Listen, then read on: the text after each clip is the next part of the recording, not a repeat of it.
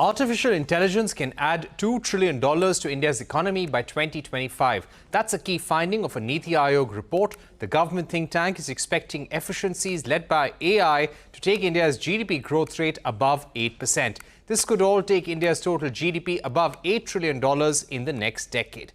The report expects AI to add synergies cutting across sectors. For example, it can cut the R&D cost for pharma, electric vehicles and aerospace while fostering innovation. Sectors like semiconductors, auto components and the pharma space can also achieve higher growth thanks to AI. Joining me now to discuss the report's findings are Debjani Ghosh, Distinguished Fellow at NITI Aayog and former President of the IT industry body NASSCOM. Ms. Ghosh, thank you very much for joining us. For the moment, what do you think is the Indian industry's vulnerability when it comes to artificial intelligence?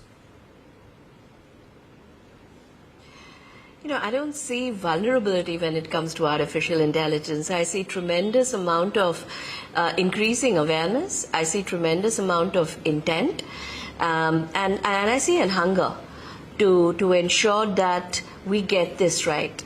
So I don't see vulnerability. I think the time is now that we need to really get into the game and start figuring out how to drive effective adoption. And what we've called out in the report is what can government as well as industry do to ensure that we can accelerate that pace of adoption.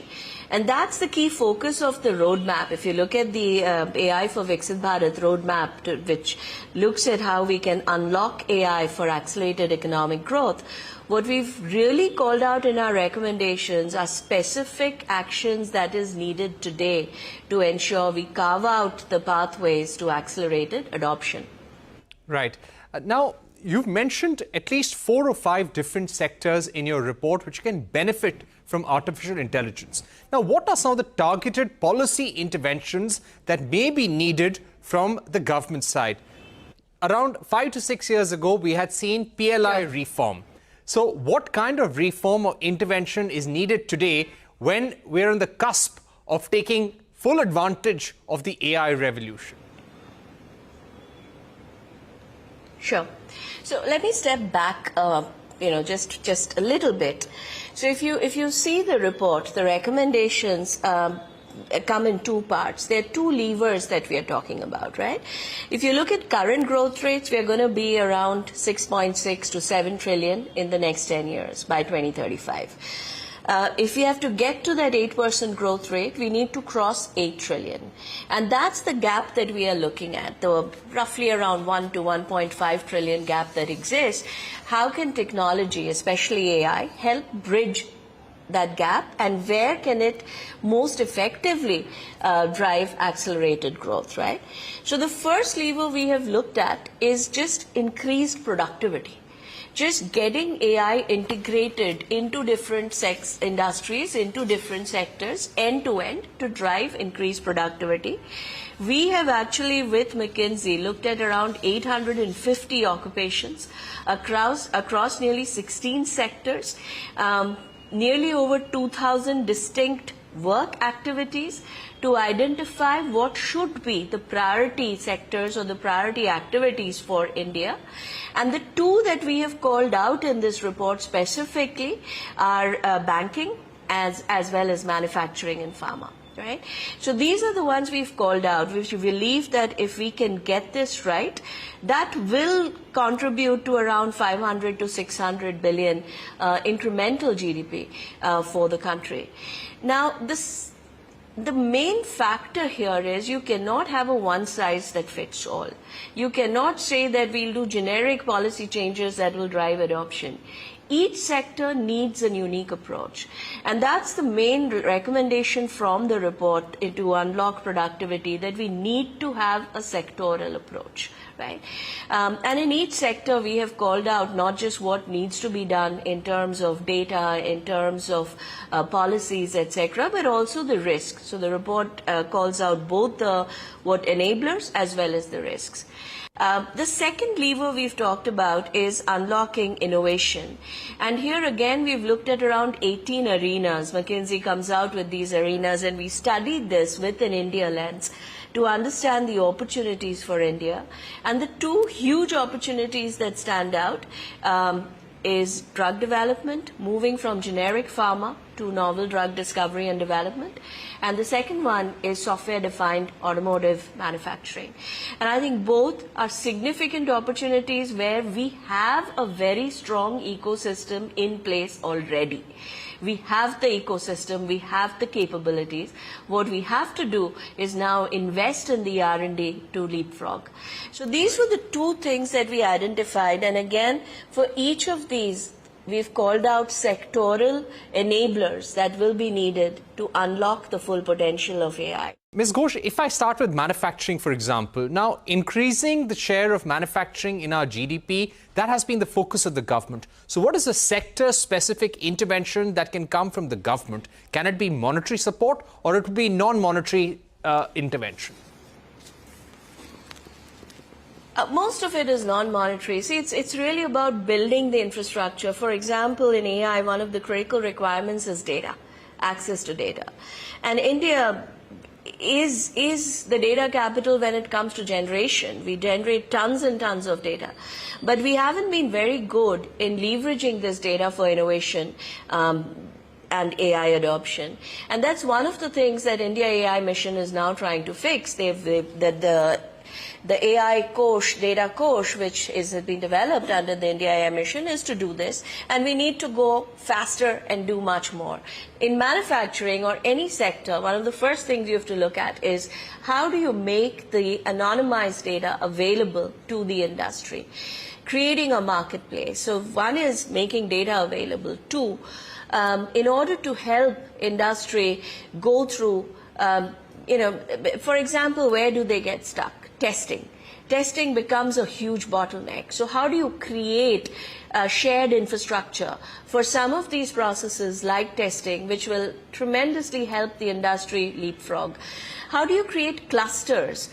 In manufacturing, again, if you pick certain areas, how do you create clusters that ties industry to talent, to innovators? Going back to what we did in the good old days for tech services, I think that's a great formula, and that can be now upgraded and repeated for several of these sectors. So these are some of the sector-specific recommendations that we have called out, and there's a lot more in the report. Right.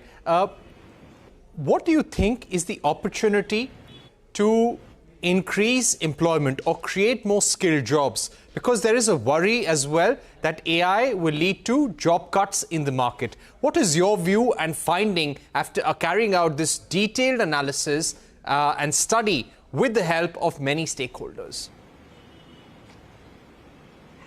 So the jobs report or insight is expected to come out in a few weeks. So you'll need to stay tuned for that. But in this specific report, as we looked at how to unlock the potential for both Lever 1 and Lever 2, we realized that one of the biggest risks is job displacements. And this is across industry, right? But there's also tremendous amount of new roles and new jobs, new tasks that are getting created. And there has to be significant focus on upskilling and reskilling so that the people who are getting displaced can now be redeployed in these new tasks and new roles. If we can do that, net, India will emerge as a job creator, and that's where you're getting the value of AI. That's where you're getting the ROI, as we call it, from your AI investments, rather than sort of a negative impact because of the job displacements.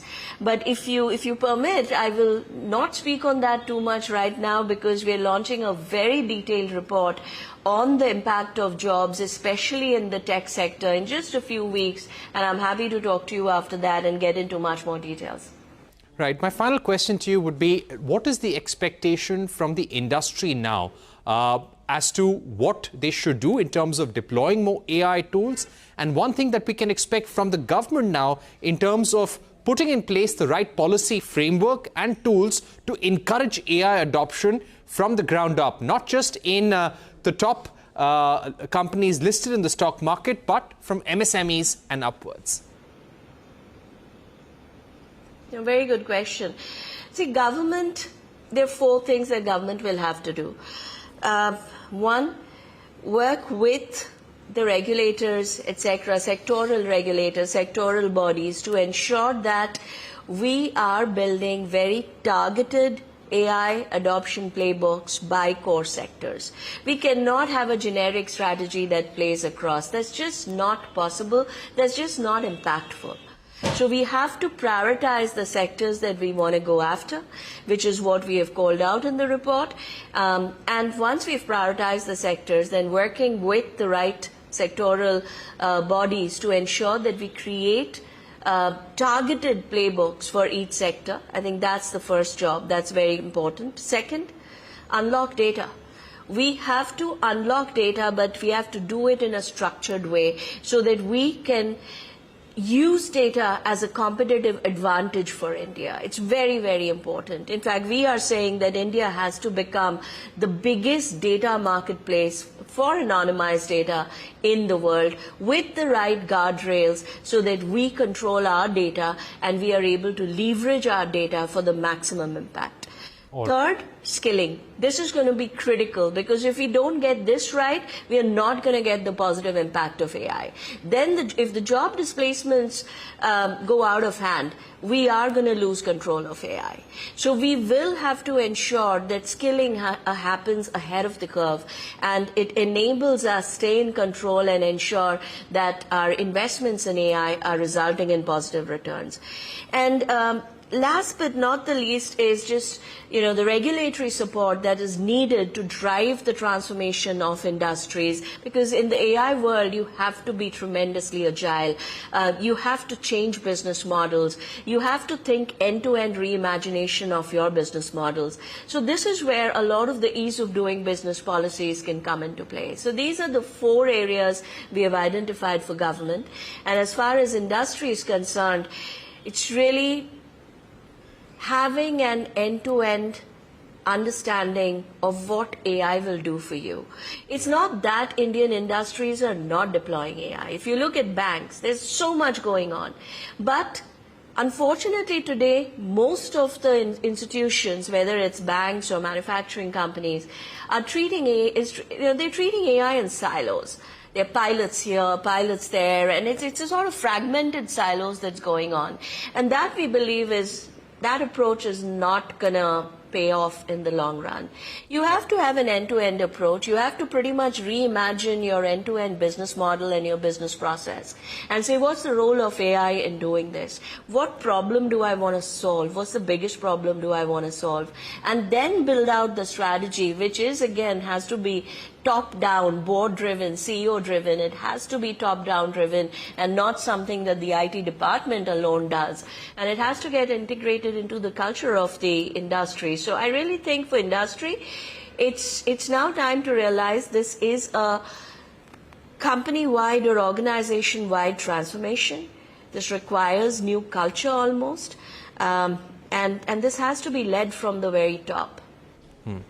Thank you so much, Ms. Debjani Ghosh, for joining us for that very important conversation on India's artificial intelligence journey and how it is absolutely incumbent on the leadership of every organization to make sure that all those AI tools are being deployed for bringing solutions to customers and the workplace as well. That's all we have time for here on News Center. Thank you for watching. Goodbye.